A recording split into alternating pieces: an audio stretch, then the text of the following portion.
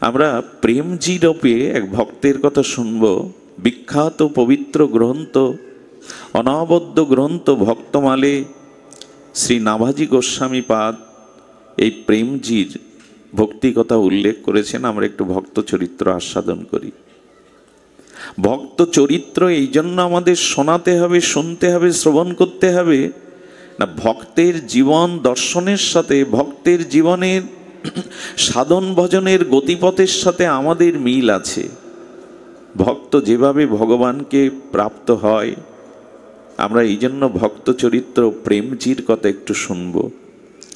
এই প্রেমজি তখন আগ্রাতে,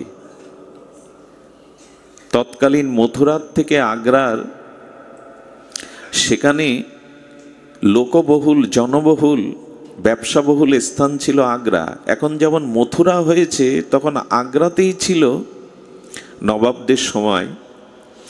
আগ্রাতে প্রেমজি কি করতেন? প্রেমজি তিনি বিহারীজির কাছে প্রার্থনা করতেন, বিহারীজি সকলের মঙ্গল কি করে হবে, সকলের কল্যাণ কি করে হবে। ভাগবত থেকে শুনলেন, যদি জীব কল্যাণ করতে হয়, পরের কল্যাণ করতে হয়, তবে সকলের মধ্যে হরি কথা প্রচার করো। হরি কথা দ্বারা জীবের কাঙ্ক্ষিত ঐকান্তিক মঙ্গল হয়। দেখুন, এই যে ভাগবত শ্রবণ, এটা ভক্তি অঙ্গের প্রথম, নববিধা ভক্তি অঙ্গের প্রথম হলো হরিকথা শ্রবণ। শ্রবণ বলেছেন, যতদিন কোনো মহৎ অনুভবী ভজনানন্দী মহাপুরুষের মুখে হরিকথা শ্রবণের ভাগ্য আমরা না পাব, ততদিন আমাদের ভজন পথ নির্ণয় হবে না।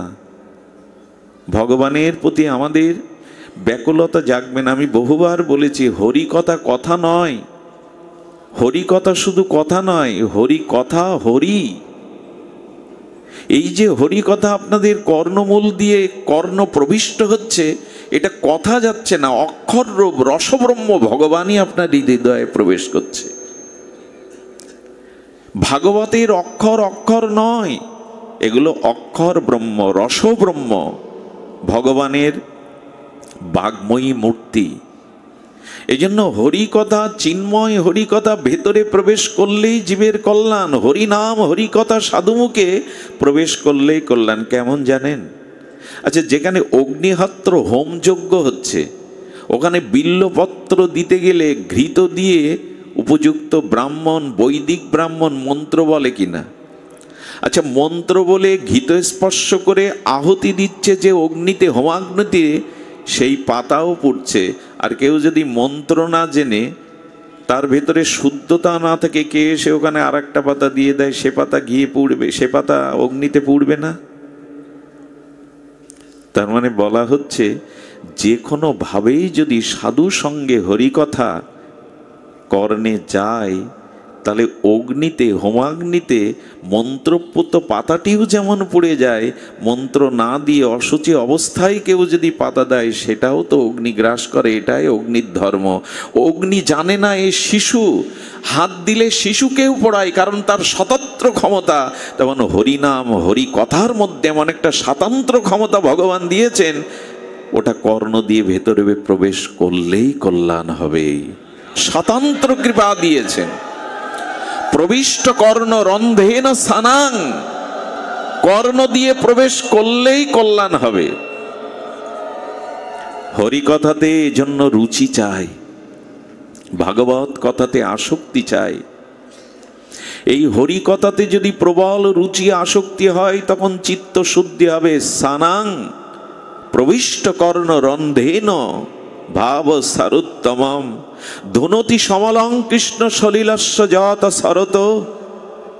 গোবিন্দ বললেন, হরিকথা কর্ণ দিয়ে প্রবেশ করলেই ধুনতি দিয়েছেন, আমি ধুয়ে মুছে দেব তোমার হৃদয়, আমি ধুয়ে মুছে দেব তোমার হৃদয়। আগ্রাতে বসে বিহারীজির সামনে হরিকথা বলতে শুরু করলেন প্রেমজি। এই প্রেমজির হরিকথায় সহস্র ভক্ত আসত, তাদের হৃদয়ে অনাবিল এক চিন্ময় আনন্দ, ভগবত প্রীতির আবেশ আসত। উনি কি করতেন? হরিকথার সাথে সাথে উনি বিহারীজির সেবা করতেন। আমি আপনাদের একটা কথাই পরিসরে বলে রাখি, যারা দীক্ষা নিয়েছেন, যারা হরিকথা শ্রবণ কীর্তন করেন সাধু সঙ্গে, ভগবানের যে কোনো একটি সেবা জীবনে গ্রহণ করুন। সেবা না করলে কিন্তু ভক্তি, সেবায় দেখুন বৈষ্ণব তত্ত্বের মূল মহিমা কি, ভক্তের মূল মহিমা কি, সেটি হলো সেবা। সেবা যতদিন না আসবে ততদিন ভক্তির পুষ্টিতা পাবে না।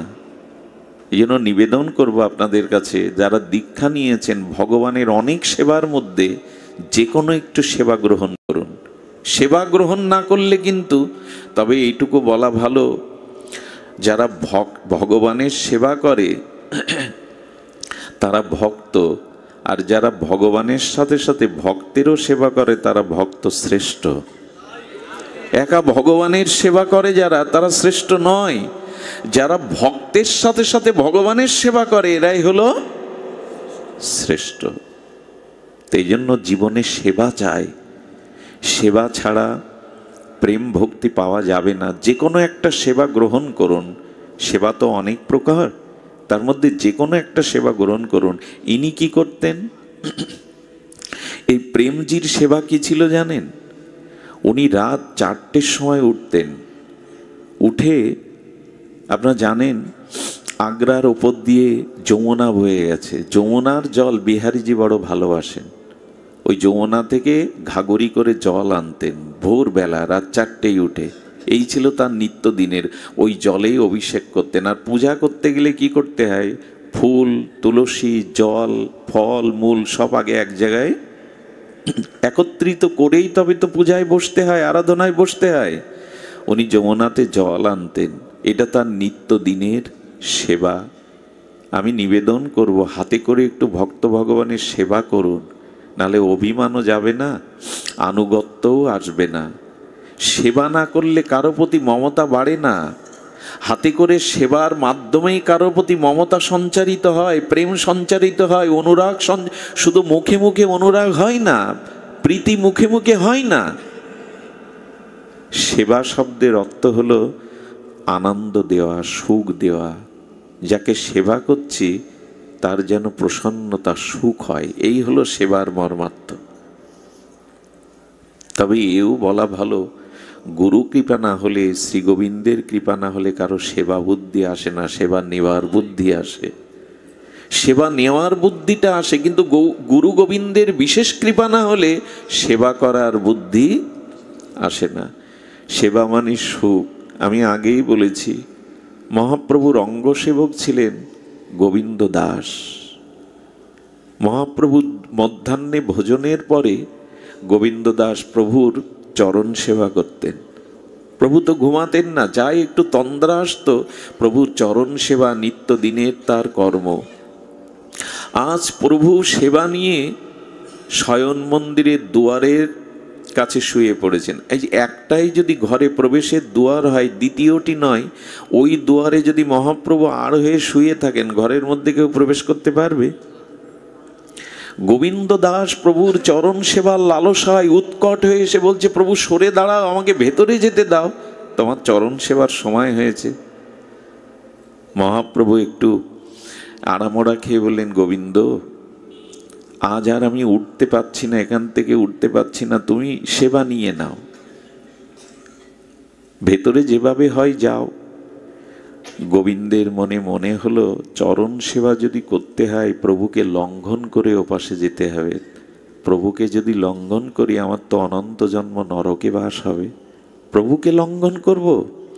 যেই এই ভাবনা এসেছে, কি বলবো, নিজের গালে চড় বসিয়ে দিয়েছে গোবিন্দ দাস। রে প্রভুর চরণ সেবা বড় না তোর নরক যাওয়ার চিন্তাটা বড়? গোবিন্দ দাস চোখে জল এনে বললেন, কোটি কল্পকাল যদি নরকেও পচে মরি তাতে আমার আক্ষেপ নেই, কিন্তু তোমার চরণ সেবা ছাড়া বাঁচব না। এই দেখুন সেবা কাকে বলে।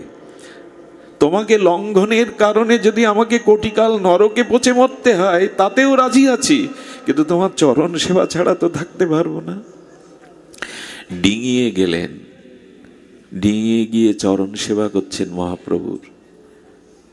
কিছুক্ষণ পর মহাপ্রভু চক্ষু মিলন করে বলে, গোবিন্দ, সূর্য তো পশ্চিমে হেলেছে, তুমি সেবা নিতে যাওনি?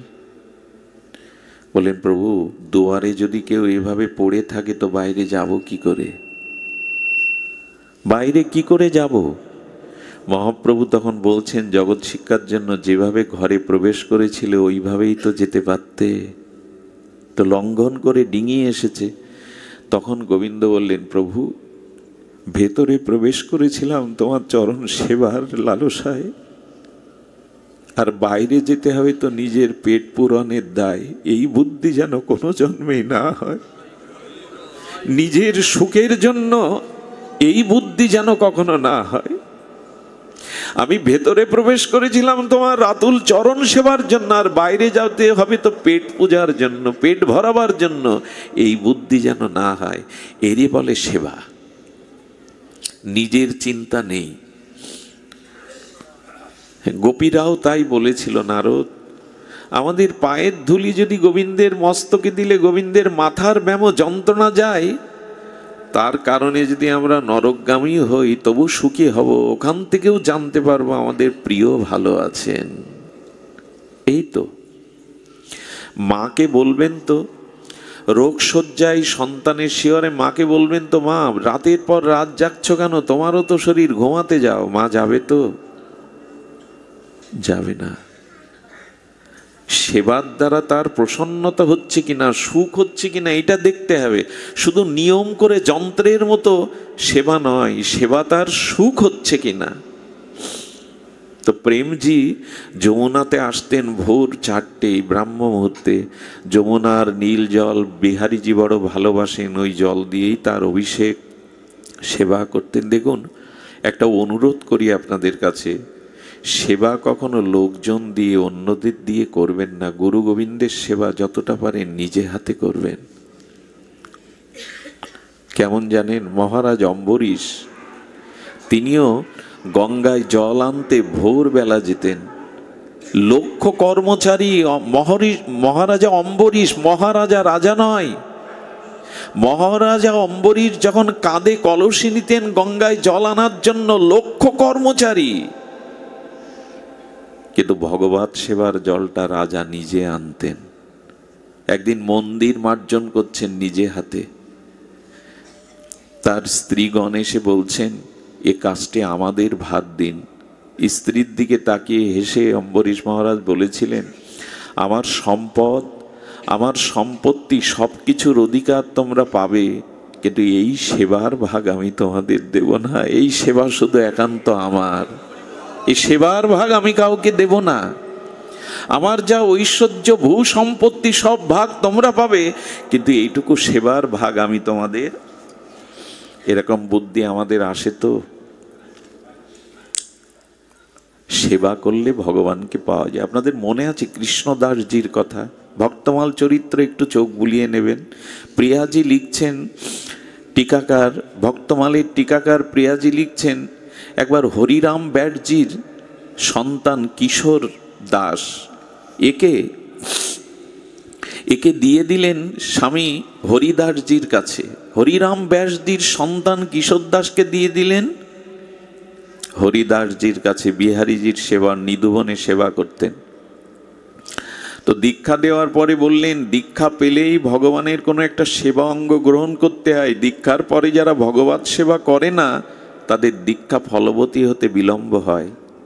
ওকে ভাত দিলেন, যমুনা থেকে ঘোড়া করে জল আনবে। তো জল আনতে প্রথম দিনই গেছে, তখন প্রায় রাত 2টোই। ওই স্নান করে এসে মঙ্গল আরতি দেবে, যমুনাটা অনেক দূরে। যমুনায় জল আনতে গিয়ে কি করে জানেন? গাগড়িটা যখন যমুনাতে দুলাতে দুলাতে জল ভরতে যাবে, তখন বংশীর ধ্বনি শুনলেন। বংশীর ধ্বনি এমন মধুর ধ্বনি, দূরে তাকিয়ে দেখেন বংশীবটে রাস হচ্ছে। সেই রাসের অপার্থিব চিন্ময় রাস দর্শন হলো। বিহারীজিকে দর্শন করলেন, সখীদের দর্শন করে সে অপূর্ব রাস মুহূর্তের মধ্যে তার চিত্তকে গ্রাস করল। একদিনের ভগবত সেবার অভিলাষে রাস দর্শন হয়ে গেল। সেবা ছাড়া তারা কিছু বোঝেন না। সেবা ছাড়া তারা কিছু জানেনই না। আপনাদের কি বলবো, আরেকজন মহাত্মা ছিলেন শ্রীনাথজির সেবায় জ্যোতিপুরায়। জ্যোতিপুরা থেকে যমুনায় আসতে লাগতো 4 ঘন্টা, যেতে লাগতো 4 ঘন্টা। সেবাটা এই মহাত্মা করে যেতেন। ওরকম রাত 4টেই বেরিয়ে 8টায় পৌঁছাতেন, 8টা থেকে আবার 12টায় ফিরতেন। এত দূরে এই সেবা তিনি করে যেতেন। 80 বছরের বৃদ্ধ হয়েছে, একদিনও সেবা বন্ধ করেনি। গা টলছে, গায়ে জ্বর, কলসিটা কাঁধে নিয়ে পড়ে যায়। বিহারীজি প্রকাট হয়ে বললেন, 80 বছর বয়স হয়েছে, 8 ঘন্টা পথ ক্লান্ত করে কেন জল আনবে? পাশে কুয়ো আছে, যমুনার জল 1 কলস ঢেলে দিয়ে ওর থেকেই পূজা দিয়ে আমি নেব। গোবিন্দকে বলছেন, তুমি তোমার জায়গায় থাকো, আমি সেবা বন্ধ করতে পারবো না। যতদিন দেহে প্রাণ আছে আমি সেবা বন্ধ করতে পারবো না। আমাদের গৌড়ীয়, বিশেষ করে ব্রজবাসী বৈষ্ণবদের সেবার মহিমা এমনই, তুমি তোমার জায়গায় থাকো। সেবাতে কি হয় জানেন, জীবনে কেউ যদি কখনো অপ্রাকৃত আনন্দ চান তো ভক্ত ভগবানের সেবা করুন। সেবার থেকে আনন্দ এই জগতে কিছুতেই নাই। সেবাতে সুখ হয়, সেবা নিয়তে চিত্ত সংকীর্ণ হয়ে যায়।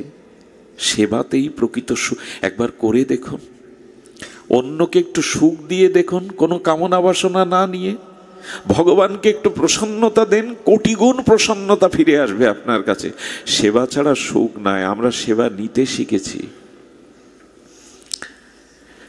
যত নিষ্কিঞ্চন ভাবে সেবা করবেন, তবে হৃদয়টা সরল হওয়া চাই সেবা করতে গেলে। আমি একটা জিনিস বলি, অভিমান করবেন না যে আমি সেবা করি, কারণ সেবা গোবিন্দ করালেই তবে, গৌর সুন্দর করালেই তবে সে সেবা করতে পারে। সেবা আমাদের দ্বারা হয় না, তিনি করিয়ে নেন বলেই হয়। সেবা যদি করিয়ে নেন প্রভু, তবেই সেবা করা যায়, নিজের চেষ্টায় সেবা করা যায় না। এমন কিছু মনে নেবেন না। আজ আপনারা হরিকথা শুনতে এসেছেন, আপনি আসেননি, আপনাকে এনেছেন ভগবান কৃপা করে। এই যে হরিকথা শ্রবণের আনন্দ, এটা গোবিন্দ আপনাকে চেয়েছেন তাই দিচ্ছেন। আসার পথে অনেক বাধা হতে পারত, শরীর অসুস্থ হতে পারত, পরিবারে কোনো অ্যাক্সিডেন্ট হতে পারত। রাধারানী বিশেষ করে কৃপা করে আপনাকে এই আনন্দটুকু দেবেন বলে এখানে এনেছেন। সেবা আমরা পারি না, উনি কৃপা না করলে সেবা করতে আমরা পারি না। সেবার বড় মহিমা। আমি সেবা ছাড়া সরলতা আসে না, সেবা ছাড়া শান্তি পাওয়া যায় না, সেবা ছাড়া ভাব প্রেম আসে না। এই জন্য বড় বড় বাবাজি মহারাজদেরও দেখেছি শ্রীধাম বৃন্দাবনে নিজ হাতে সেবা করতে। গদাধর গোস্বামীপাদ, তার বিগ্রহ ছিল গোপীনাথ বিগ্রহ দাঁড়ানো। গদাধর গোস্বামীপাদের, পণ্ডিত গোস্বামীর গোপীনাথ বিগ্রহটা দাঁড়ালে ওনার মাজা পড়ে গেছে, কত বছর বয়স হয়ে গেছে। মাজা উঁচু করে বিগ্রহের গলে মালা দিতে পারেন না, কষ্ট হয় তো। এরকম দিতে গিয়ে কখনো হাত লেগে যায়, মালাটা পড়ে যায়, ঠিকভাবে দিতে পারেন না। একদিন বলছেন, গোপীনাথ, মালা দিতে গিয়ে হাতের চন্দন, হাতের আঘাত লাগে তোমার শ্রীঅঙ্গে, তুমি একটু পদ্মাসনে বসে পড়তে পারো না, আমার সুবিধা হয়। কথাটা এমনিই বলে ফেলেছেন। প্রভাতে স্নান তিলক সেবা নিয়ে যখন মন্দিরের দুয়ার খুলেছে, দেখছে দাঁড়ানো বিগ্রহ পদ্মাসনে বসে গেছে, দাঁড়ানো বিগ্রহ হয়ে বসে গেছে। ভক্ত সেবা নেওয়ার জন্য ভগবানের বড় ব্যাকুলতা, ভক্ত সেবা নেওয়ার জন্য বড় ব্যাকুলতা। এই প্রেমজি কি করেন জানেন? প্রেমজি ওই সেই রাত 4টের সময় উঠে ঘোড়া নেন, যমুনায় স্নান করে জল নেন। এই জল নিতে নিতে সেবার এমন বুদ্ধি মনে পড়ে, বারবার স্ফূর্তি হয় কথা। আমাদের রাধাকুণ্ড, এই বর্ষনাতে এক বাবাজি ছিলেন, এখান থেকে বলছি প্রায় 600 বছর আগের ঘটনা। তখন ঘড়ি ছিল না, আকাশের তারা দেখে তারা নির্ণয় করতে এখন সময় কটা, আকাশের তারা দেখে। কিন্তু সেদিন এত বৃষ্টি নেমেছে, বৃষ্টিতে হাঁটু সমান জল হয়ে গেছে রাস্তাঘাটে। মেঘ থাকলে তো তারা দেখা যাবে না, ঘুম হচ্ছে না, ঘুম হচ্ছে না। বর্ষনাতে উনি ঝাড়ু দিতে যান, তো ঘুম হচ্ছে না, সবার আগে যান, ঘুম হচ্ছে না। জেগে উনি কি করেছেন জানেন? উঠেছে, আর দেখে হাঁটু সমান জল, ভিজে যাচ্ছে, মেঘে তারা দেখা যাচ্ছে না, কখন সময়, এখন দিন না রাত কিছুই বুঝতে পারছেন না, কটা সময়। এগিয়ে যাচ্ছেন, মাজা সমান জল, কত সাপ পোকামাকড় আছে, তবু শ্রীমন্দিরের সেবার জন্য এগিয়ে যাচ্ছেন। যেতে যেতে যেতে যেতে যখন মন্দিরে গেলেন, দেখেন মন্দিরের আঙিনাতে কিশোরীজি নৃত্য করছেন, কিশোরীর ঝলক দর্শন করিয়ে দিলেন। এত কষ্ট করে আমার কাছে আসো, আজকে তোমার ইচ্ছা আমি পূরণ করব, ঝলক দর্শন রাধারানী দর্শন করিয়ে দিলেন। আপনি আমি পারবো তো? তখন রাত 12টা, ভোর কোথায়? রাধারানী চিন্তা করলেন সময়ের জ্ঞান নেই, আমার সেবার ব্যাকুলতায় চলে এসছে, ওকে বিমুখ করতে পারবো না, দর্শন করিয়ে দিলেন। তো প্রেমজি হরি কথা বলেন, অন্তরকে শুদ্ধ করেন জীবের, আর গোবিন্দের সেবা, বিহারীজির সেবা নিজে করেন। একদিন কি ঘটেছে শুনুন, একদিন কি ঘটেছে শুনুন। তারা দেখেই তারা নির্ণয় করতে এখন কত প্রহর, তখন ঘড়ি সময় নির্ণয় হয়নি। একদিন মেঘ হয়েছে, কিছুটা ঘর অন্ধকার, চারিদিকে অমানিসার ঘোর অন্ধকার, নিজের হাতও দেখা যায় না। প্রেমজি বেরিয়েছেন, ঘোড়া নিয়ে যমুনার উদ্দেশ্যে বেরিয়েছেন, কিন্তু পথই তো দেখতে পাচ্ছেন না, গাঢ় অমানিসার অন্ধকার, চারিদিকে মেঘের ঘনঘটা। কখনো বা পড়ে যাচ্ছেন, হোঁচট খাচ্ছেন, কিন্তু তবু যাওয়া চায়। এগুলো কি গল্প? গৌড়ীয় বৈষ্ণব ভক্তের জীবনী, এগুলো আমাদের চলার পথে দিশারি আলো। এনারা যখন চলেছেন বারবার পায়ে হোঁচট খাচ্ছেন,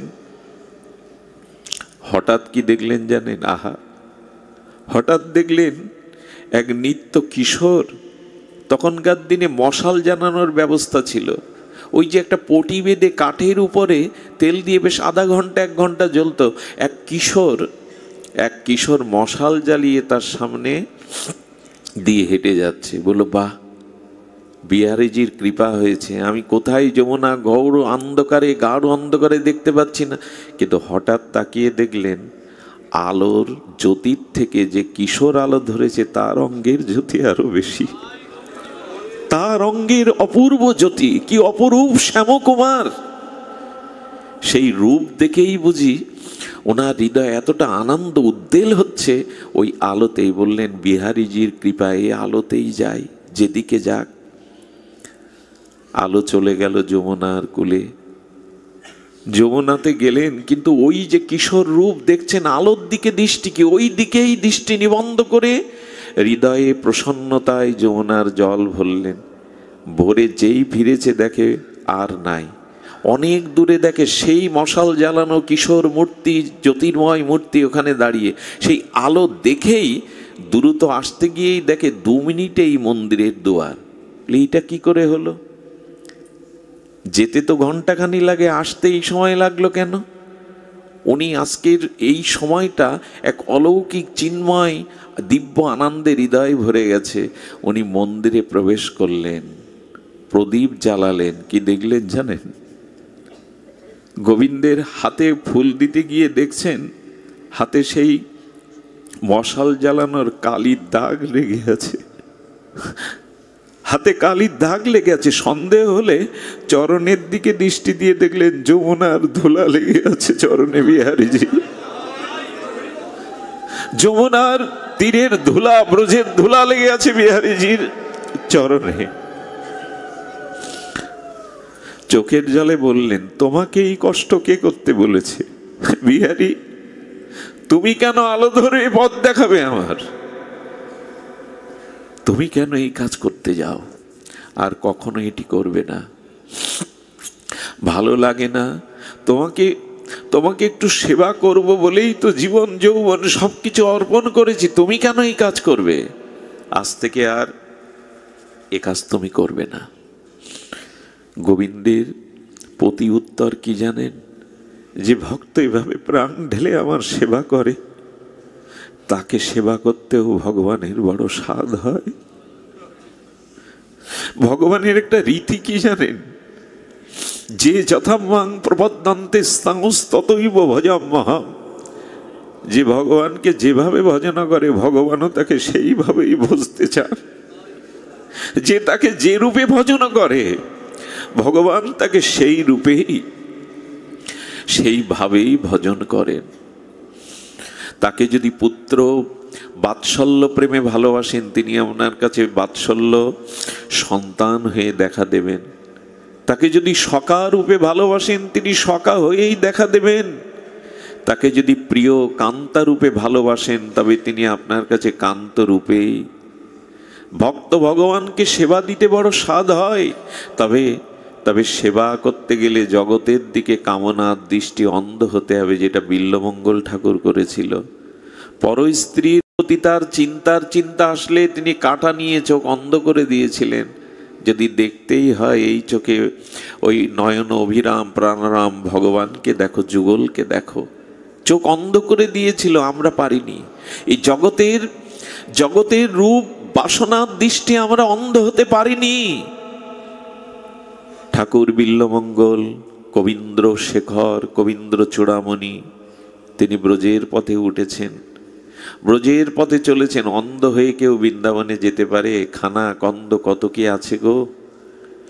কিন্তু বিল্বমঙ্গল ঠাকুর চলেছেন সেই বিখ্যাত তার আবেদনের সুরসঙ্গীত নিয়ে, আমার হাত ধরে তুমি নিয়ে চলো শাখা, আমি যে পথ চিনি না। আমরা তোমার পথ চিনি না, আমরা সংসারের পথ চিনি, আমরা কামনা বাসনার পথে হাঁটতে শিখেছি, তোমার পথে তো হাঁটতে শিখেনি, নিয়ে চলো আমায়। হঠাৎ একটা সেখানে খাদ আছে, তো খাদের দিকে বিল্বমঙ্গল যখন যাচ্ছে গোবিন্দ আর মেনে নিতে পারলেন না, খাদে তো পড়েই গেল। বালক বেশে গোবিন্দ এসে বলছেন, ঠাকুর ওদিকে যেও না, ওদিকে যেও না, ওদিকে তো খাদ। যেই বলেছে এই মধুর কণ্ঠধ্বনিতে উনি মনে করছেন এমন কণ্ঠ কি আমার প্রিয় পরম ছাড়া তো আর কারো হতে পারে না, এই কণ্ঠ তো আর কারো হতে পারে না। তবে কি আমার অভীষ্টদেব এসেছেন আমার যাওয়ার পথে, চলার পথে। যেই উনি মনে করেছেন, বলেন আমি পরীক্ষা করে নি, উনি কি করেছেন জানেন? উনি আরো ডান দিকে বেশি করে পড়বার জন্য ঝুঁকে গেছেন। যেই খাদে পড়বে গোবিন্দ এসে ধরেছে, আরে পড়ে যাবে। যেই ধরেছে বিল্বমঙ্গল ঠাকুর স্পর্শ পেয়ে বুঝতে পেরেছেন এ তো সাধারণ নয়। যাকে আমি মনে প্রাণে চেয়েছি, ব্রজের পথে উঠেছি, আমার সেই প্রিয় শ্যামসুন্দর যখন স্পর্শ পেয়েছে, গোবিন্দ ভাবছেন এখন আমি দর্শন দেব না। এই জন্য গোবিন্দ বলছেন, আরে আমাকে ছাড়ো, তোমার কঠিন হাতে আমার কোমল অঙ্গে ব্যথা লাগছে, ছাড়ো। গোবিন্দ ব্যথা পাবে বলে ছেড়ে দিলেন। দূরে দাঁড়িয়ে গোবিন্দ বলছেন, আমার লাগেনি গো, তোমার স্পর্শ ব্যথা লাগেনি, কিন্তু আমি ছাড়িয়ে নিয়েছি তোমার থেকে।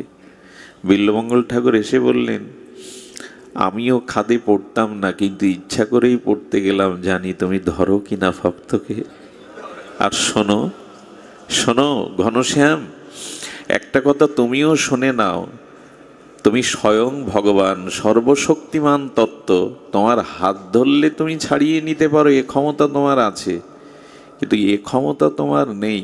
আমার হৃদয় থেকে ছেড়ে যাও, দেখি তোমার কি ক্ষমতা। আমার হৃদয় থেকে তুমি ছেড়ে যাও, এ ক্ষমতা তোমার। একেই বলে অনন্য ভক্ত। তোমার হাত ধরলে ছাড়িয়ে নিতে পারো, কিন্তু আমার হৃদয় থেকে চলে যাওয়ার ক্ষমতা, একেই বলে অনন্য ভক্তি। আসুন না, সংসার তো বহু জন্ম করেছি, স্ত্রী পুত্র ভোগ বিলাসে কত জন্মই কাটিয়েছি। আমি বলছিলাম যে সমস্ত শরীরের মধ্যে কোন শরীর শ্রেষ্ঠ, সেটা হলো এই মনুষ্য শরীর। পৃথিবীতে 84 লক্ষ জনি জীব নিচয় আছে, তার মধ্যে অন্যতম শ্রেষ্ঠ এই মানুষ শরীর। রামচরিত মানসে গোস্বামীপাদ বললেন, প্রভু রামচন্দ্র বলছেন, বড় ভাগ মনুষ্য তন পায়া। অনেক সৌভাগ্যবশত মানুষ এই মনুষ্য শরীর পায়, যেটা দেবতারাও পায় না, দেবতাদেরও দুর্লভ। কারণ কেন জানেন? এত শরীর থাকতে মনুষ্য শরীর শ্রেষ্ঠ কেন জানেন? একমাত্র মানুষের মধ্যে পূর্ণরূপে গোবিন্দ জ্ঞান দিয়েছেন, বিবেক দিয়েছেন, বিচার দিয়েছেন, অন্য কোনো শরীরে এতটা দেননি। কথাটি ভালো করে ধ্যান দিন। মনুষ্য শরীরে ভগবান বিবেক প্রদান করেছেন, জ্ঞান প্রদান করেছেন।